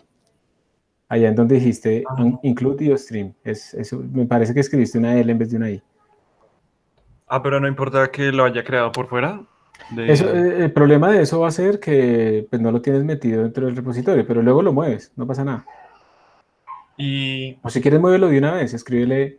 Lo puedes hacer con el navegador de archivos, esa cosita que está allá abajo, amarilla, en la barra de menú, abajo, a la derecha.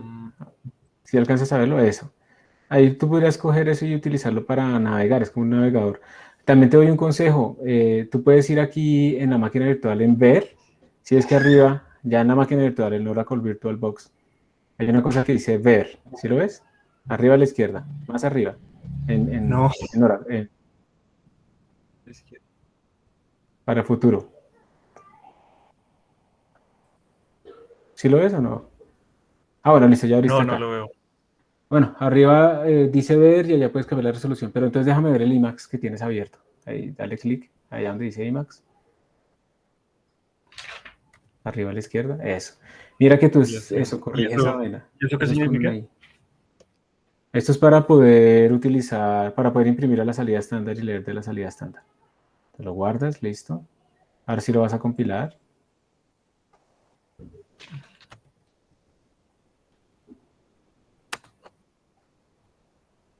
¿Dónde estás? Estás metido dentro del repositorio, pero tu código tú dijiste que estaba por allá por fuera, ¿no?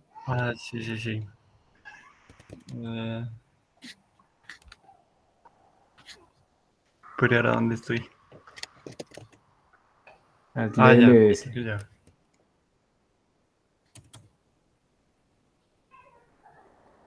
Sí. A ver si está ahí.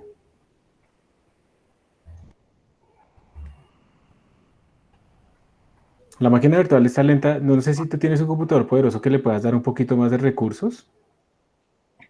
No, creo que no es Listo, poderoso. listo, listo. ¿Compila? O le puedes quitar recursos. Espe- Yo creo que si no abres navegadores en la máquina virtual, le puedes bajar la memoria RAM a 1 GB.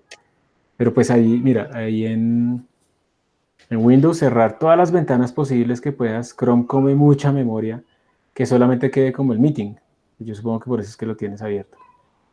Entonces aquí dice que hay otro error. Dice que esperaba un punto y coma. Sí, vuelve al código, pues no lo copiaste completo.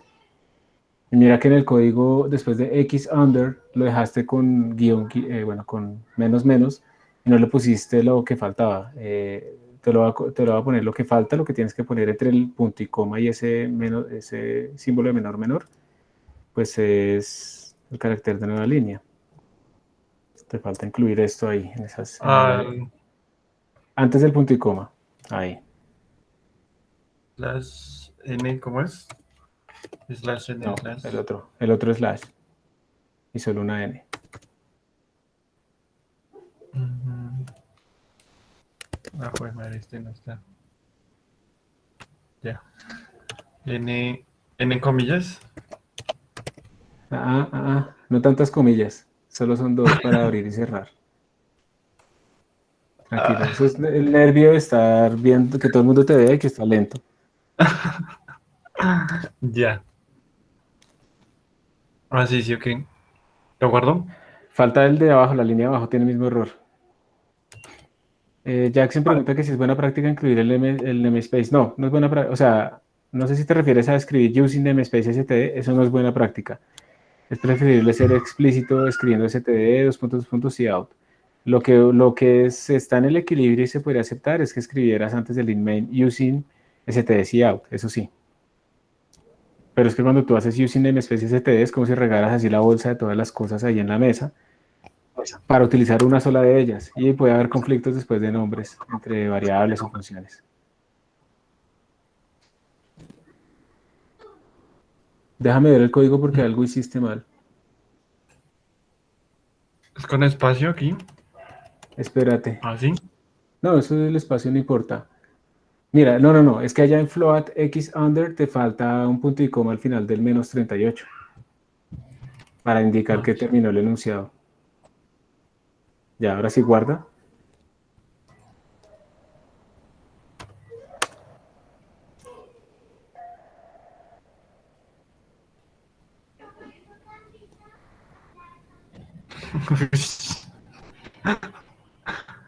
se demora Tú le mucho quitaste, tú le quitaste pintando dos números. a la RAM, tú le quitaste memoria RAM a la máquina o le dejaste los 2 GB.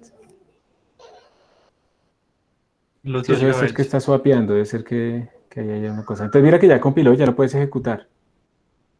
Entonces punto Pero no, slash nos a punto pintó. out. Ah, ¿cómo Punto es? slash, ¿Ese? sí, ¿O es el otro? ese, a punto out. Enter. Y ahí ya salió. ¿Listo? Ah, ok. Listo, listo. Listo.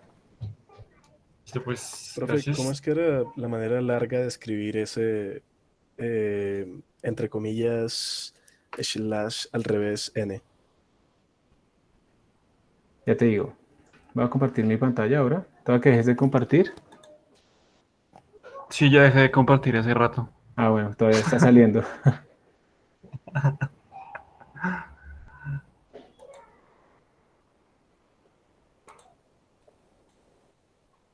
Ahora se me ha trabado porque lo dejé de utilizar. Sí, se me murió un poquito.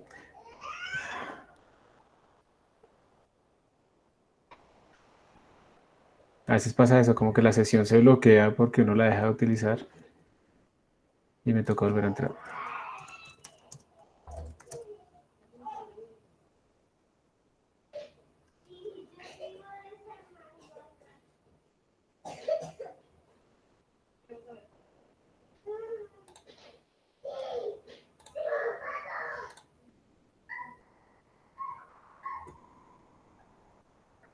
Ya pueden ver. Sí, señor. ¿Sí? Sí, profe. Entonces me toca volver a entrar a mi repositorio, repos, no sé qué.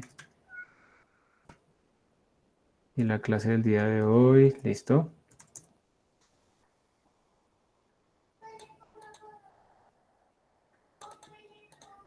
Y voy a abrirlo de nuevo.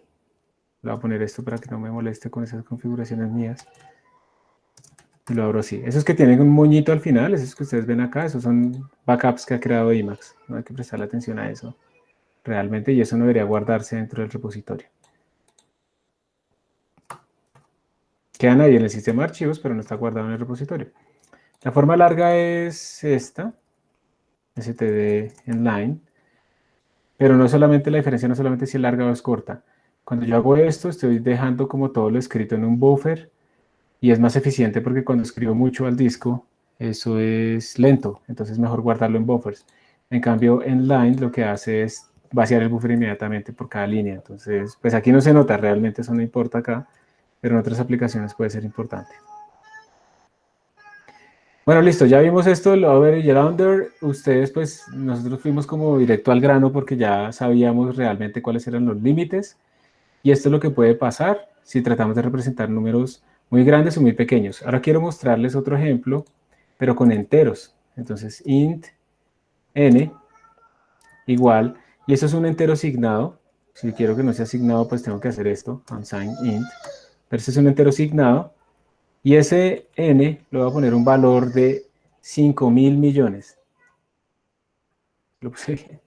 5.000, 1, 2, 3, 1, 2, 3. ¿Listo? Y vamos a poner uno de 4.000 millones. Entonces este va a ser M, esto va a ser N, y esto va a ser de 4.000. Si es signado, de hecho ambos me tiene que dar overflow porque cuando es signado vamos es como hasta 2.000 millones, ¿se acuerdan? Entonces vamos a poner. Y vamos a cambiar los nombres. M, pero ¿por qué? Y N.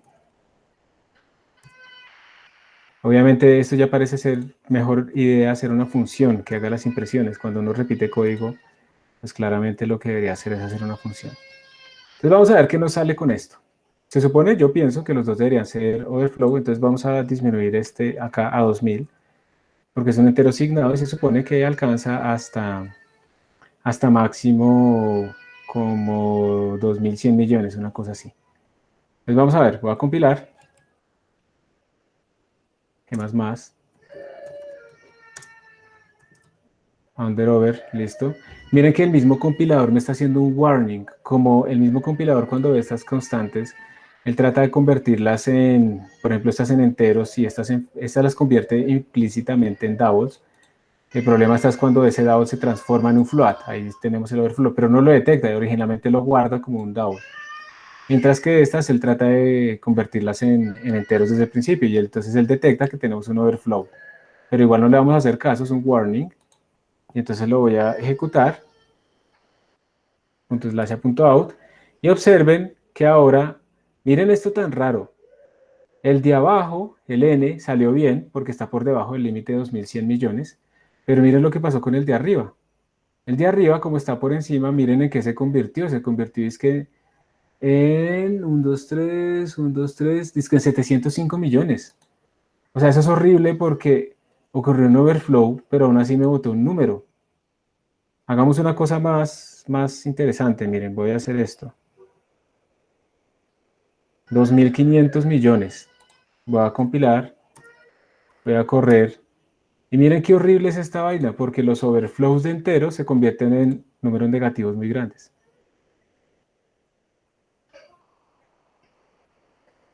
¿Está bien?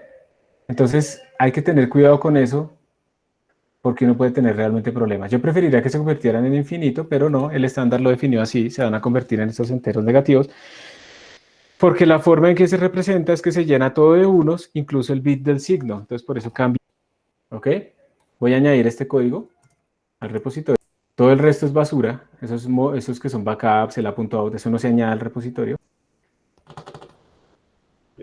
Ponerlo en notación científica o así explícito, el computador lo lee igual.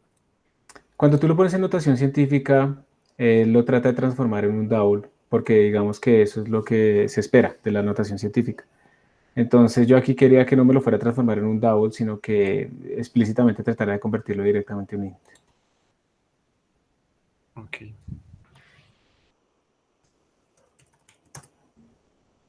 ¿Cómo es el código para mover de una carpeta a otra? MB, MB, y le dices, pero qué, lo que quieres mover y a dónde lo quieres mover, ¿listo? O si no, pues como te digo, puedes hacerlo simplemente acá. Abres el archivo y pues nada, lo seleccionas, le das cortar y te metes a la carpeta que quieras y le das pegar. Ya hice el commit y ahora voy a hacer un git push, entonces seguramente me va a pedir contraseña.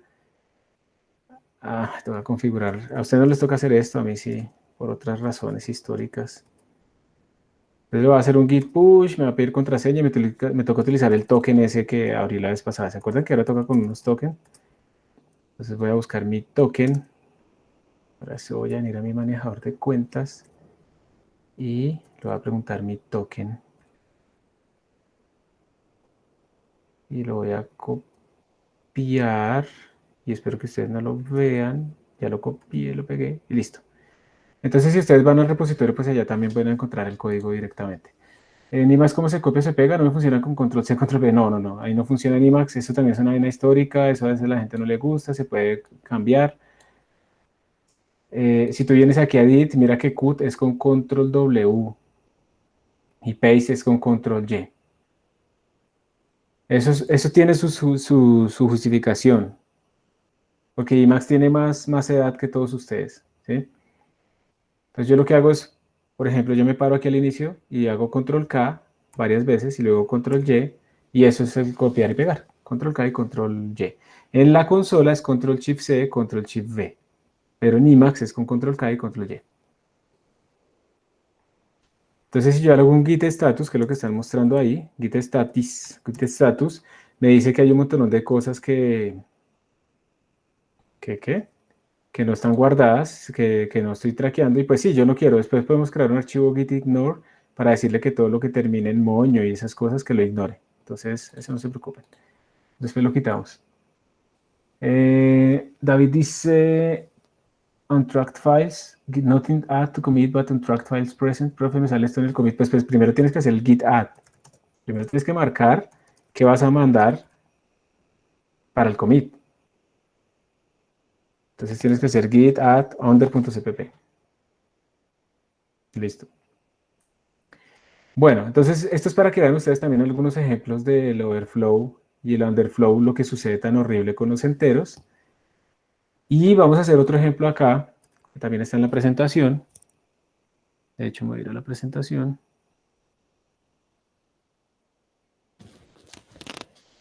Que es lo de la precisión de la máquina, la machine precision. La machine precision es cuando yo no puedo resolver un número computacional. O sea, básicamente, voy a poner aquí un comentario. Y en este comentario, aunque yo debería hacerlo en otro código porque este se llama over, ¿cierto? Voy a dejar este tranquilo. Voy a cerrar mi Emacs. Voy a abrir otro que se llama nps.cpp. Lo abrí con toda mi configuración. Estoy arrepentido de eso. Pero bueno, no fue tan lento. Entonces, include main. Esto lo hago a propósito para darles tiempo a ustedes. Int main void, o lo que sea. Y aquí pongo return 0. Listo. Y entonces aquí lo que va a mostrar es la precisión de la máquina. Entonces, la precisión de la máquina, ¿a qué se refiere? A que ustedes hacen 1 más ese número, EPS, y eso les vuelve a dar 1. ¿Sí? Eso es lo que quiere decir precisión de la máquina. Entonces tenemos que imprimir pues con toda la precisión nuestros números y pues vamos a hacer el experimento. Recuerden que la precisión de los floats era como del orden de de 10 a la menos 6, ¿cierto? Más o menos. Era lo que nos permitiría distinguir. Vamos a hacer el siguiente experimento. Vamos a crear un float x que vale 1.0 y vamos a imprimir cuánto es. Vamos a crear otro float y que sea igual a x más 1.0 por e a la menos 6. La vamos a poner así, a la menos 6. Vamos a ver qué nos sale cuando imprimamos esos dos números. Entonces, si yo hago esto, out, perdón, y yo imprimo x, no voy a ponerle x y y, sino de una vez vamos. Y luego imprimo y, pues vamos a ver qué sale. Voy a guardar, voy a compilar, g++, y este se llama EPS, ¿cierto?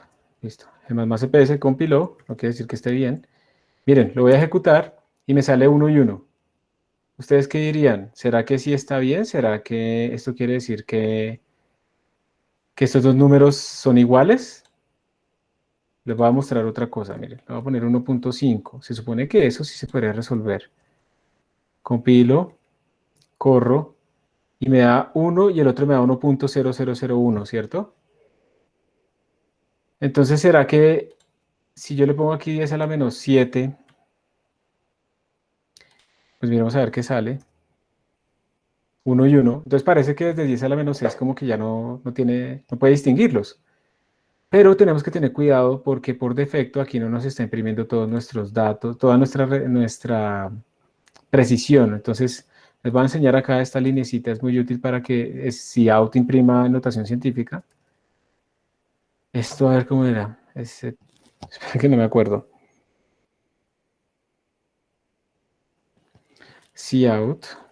cout.set flag. Esto es horrible la sintaxis, esto es una de las críticas también, es muy largo. iOS scientific, esto lo estoy diciendo, que me imprima todos los números en notación científica. Esa es la mejor manera de imprimir los números para que yo no pierda tanta precisión. En vez de imprimirme 1, me pone 1.00000 y guardo mi precisión. Punto precision creo que es. Y le vamos a decir que nos imprima siempre 6 cifras decimales. Obviamente esto depende del tipo de datos. Si fueran float, si fueran doubles, entonces serían 16 cifras decimales o 15. Entonces, mire, lo voy a hacer así, voy a volver a compilar, voy a volver a ejecutar. Entonces, miren que ahora sí me salen con todas las cifras decimales y en notación científica. Esta es mi recomendación para que ustedes impriman números desde el computador. Entonces, miren que si yo le sumo 10 a la menos 7, él ya no se da cuenta, o sea, no hay diferencia, para él es lo mismo.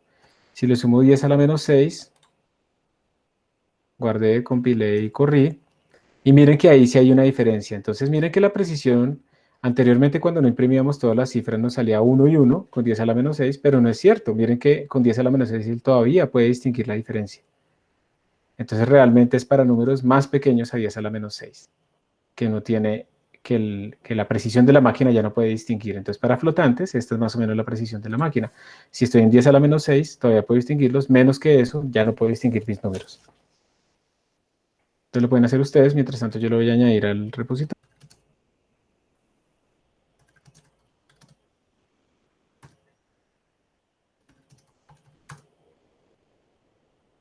Listo, ya lo envió. Entonces si ustedes quieren pueden ir a recargar el repositorio y copiarlo desde ahí. Entonces díganme, hemos hecho solamente 2 códigos hoy, pero ¿sí les ha dado igual o no? ¿Han tenido? Sí, igual, profe. Listo. Esa es la idea, ¿no? Como todos estamos utilizando sistemas que utilizan ¿la qué? El estándar IEEE 754, entonces a todos nos tiene que dar los mismos resultados y los mismos errores también.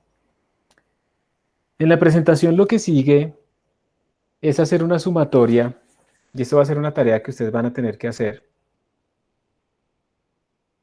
Ustedes van a tener que hacer una sumatoria de la función, de la expansión de la función seno, y ver más o menos cuánto les da eso en función del número de términos. Entonces, yo les voy a hacer aquí como una base de ese problema, porque ahí se van a empezar a dar cuenta de un montonón de cosas. Entonces, voy a hacer como la base, voy a copiar este código, voy a guardarlo con otro nombre. Lo voy a llamar plantilla homework.cpp. Y entonces la idea de esa práctica es sumar el seno, o sea, más bien, calcular el seno de x, y x le vamos a poner un valor especial como pi tercios, ¿sí? Para poderlo comparar usando la expansión matemática. La expansión matemática en términos del polinomio, ¿sí se acuerdan de eso? La expansión matemática nos dice que el seno de x es igual, y esto sería sumatoria desde n igual a 1, sí, n igual a 1, hasta un n mayúscula la vamos a hacer, o sea, esta sumatoria es una función que va a depender de dos parámetros, de x y de n, y esa sumatoria va hasta un n, y los términos son, para que coincida con lo que está en la presentación, menos 1 a la n menos 1 multiplicado por 2x a la 2n menos 1, x a la... Todos entienden la notación de LaTeX, ¿cierto? 2n menos 1. ¿O hay alguien aquí que no? Ahí está la presentación de todas maneras escrito bien. Por 2n menos 1 factorial. Esa es la implementación. Entonces la idea es que ustedes van a tener que hacer la implementación de esta función que haga esto, y lo que van a tener que hacer es imprimir, el x va a ser fijo, imprimir cuánto vale esta función o cuánto vale el error de esa función comparado con el exacto, cuánto vale ese error en función de n. Entonces vamos a tener que generar aquí una función que se llame mySyn, va a retornarme pues el resultado de esa sumatoria, y va a recibir dos argumentos, va a recibir el x y va a recibir el n, de cuántos términos quiero hacer, ¿listo? La idea, ¿cuál es? Entonces ustedes van a hacer un for acá, entonces vamos a declarar int nmax, entonces vamos a empezar con que solamente tenga un término, igual a 1, mientras nmax sea menor o igual, pues yo no sé si hacerlo así, bueno, vamos a mirar que 1000, y vamos a hacerlo en pasos de a 1 a ver qué sale, nmax más, ¿listo? Y para cada una de estas cosas, entonces lo que vamos a hacer es llamar a nuestra función, std_cout. Entonces le vamos a decir, oiga, dígame cuánto da el seno, así hecho de esa manera, para ese x, que va a ser el mismo para todo el mundo, y para este nmax, ¿listo? Y lo va a imprimir. Y luego pues eso se puede graficar en lo que ustedes quieran.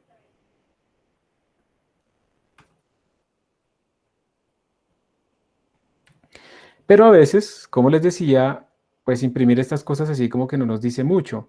Podríamos calcular más bien la diferencia entre este seno numérico que estamos implementando y lo que esperamos que nos dé. Entonces vamos a suponer que lo que tiene la librería matemática de C++ es mejor, es casi exacto. Entonces lo mejor es que calculemos aquí una diferencia. Entonces vamos a calcular aquí una diferencia que... ¿Esto será que lo hacemos con float o con double? Bueno, dejémoslo con double, a ver cómo nos va. Double diff, y esa diferencia la vamos a calcular de esta manera. Va a ser una diferencia relativa. Entonces va a ser std_fabs, el valor absoluto, de lo que me dé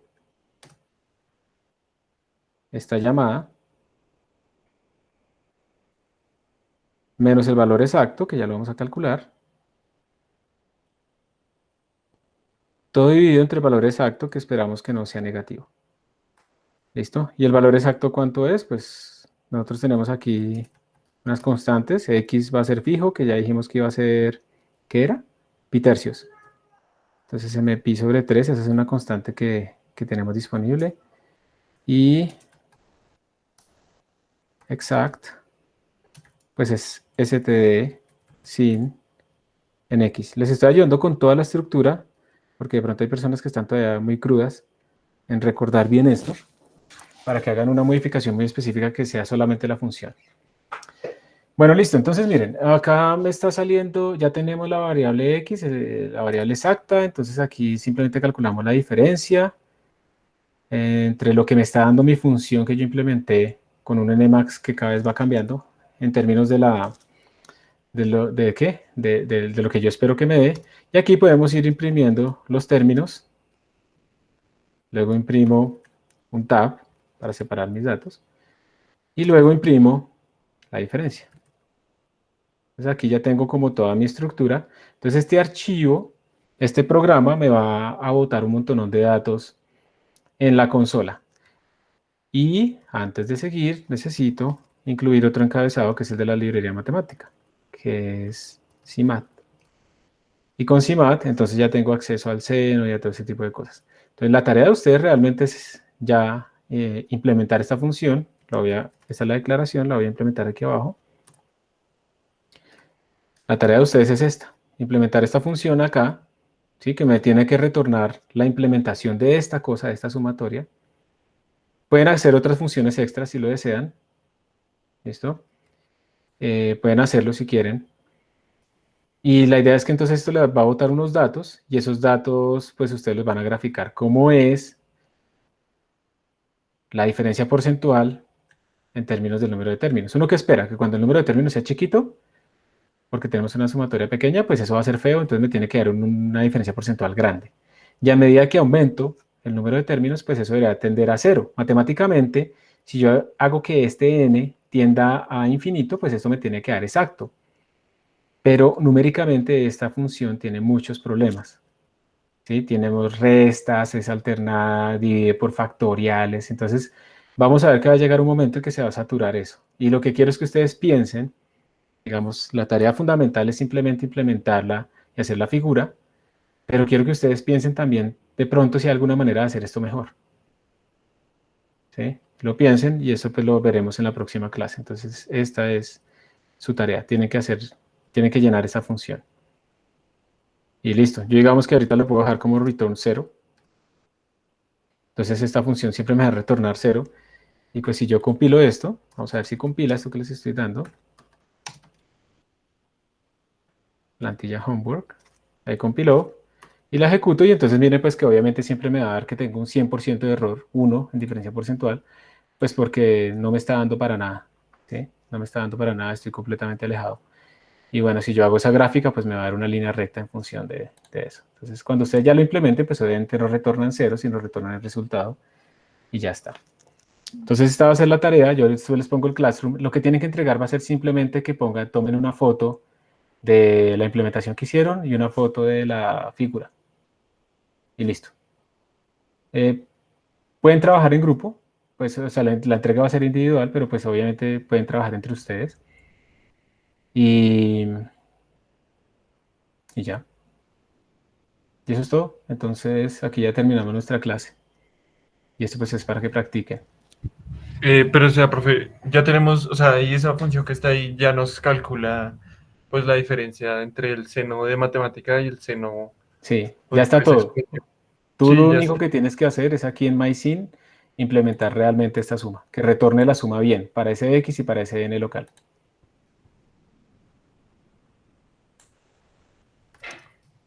No tienes que cambiar nada más. Puedes añadir más funciones. Si lo consideras necesario, está bien. Pero no tienes que hacer nada más. No deberías tocar como la función main. ¿N cuánto es? N es arbitrario, o sea, tú vas a implementar esa sumatoria.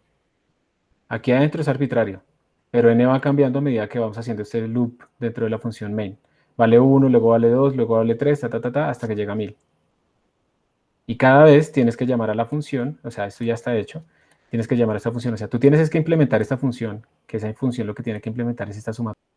¿Listo? Sí, profe, gracias. Ok. Entonces, como te digo, puedes hacer otras funciones extras, pero la función main no la puedes cambiar. Profe, podría como ponernos un código de cómo es que era que uno botaba esos datos no en la consola, sino en un texto para mandarlos a Nuplot. Sí, lo podrías hacer así, o sea, cuando tú lo ejecutes, simplemente haces esto, utilizas el operador, ese operador de redirección en la consola, el símbolo mayor, redirecciona la salida estándar a un archivo, a lo que tú quieras.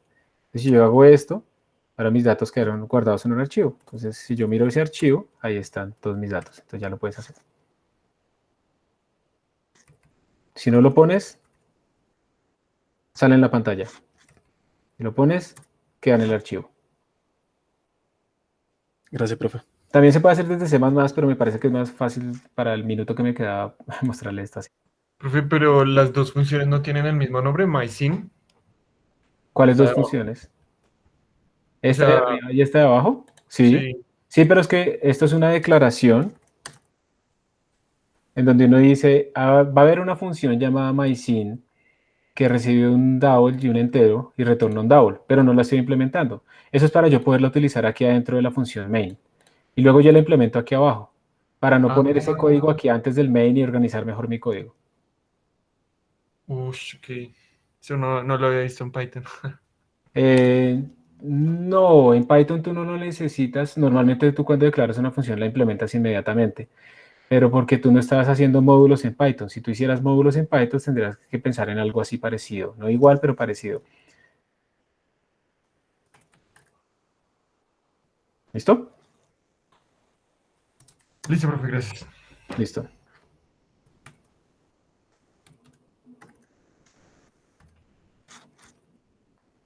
¿Alguien más tiene alguna pregunta o ya terminamos? Profe, Señor. uno puede agregar, digamos, la carpeta de la clase de hoy con todos los archivos en un solo comando, digamos. No es buena idea. No es buena idea porque mira que aquí hay un montón de archivos como estos binarios, este TXT, estos que tienen moño, este TMP que yo tampoco lo usé. Eso no es buena idea añadirlo todo al repositorio. Tú en el repositorio lo único que necesitarías, digamos en mi caso, sería este Underflow, sería este EPS y esta plantilla hardware. Porque yo a partir de estos códigos fuente produzco este a.out y estos datos. Entonces eso no es fundamental. Lo que es fundamental son los CPPs. Y estos moños tampoco deberían estar porque son backups locales. Entonces no es buena idea que lo hagas como añado todo lo que está acá. No, hazlo por archivos o por cosas específicas que quieres poner en el repositorio. Lo que está en el disco duro no tiene que ser lo mismo que está en el repositorio. El repositorio es un sitio más limpio. ¿Listo? Ah, ok, vale, profe. Listo. Gracias. Con gusto. La Profe, y gráfica en el debe ser más... repositorio. Ah, qué pena. Es que aquí están preguntando, ¿la gráfica debe ser más o menos como una exponencial? Eso depende, realmente depende como del valor de X y lo que quiero ver es qué obtienen ustedes.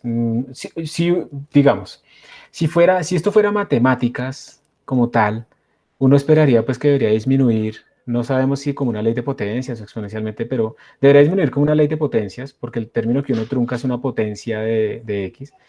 Eh, Uno debería ver que disminuye como una ley de potencias si fuera matemáticas, pero eso es lo que ustedes van a ver. ¿Será que realmente disminuye así o pasan cosas raras?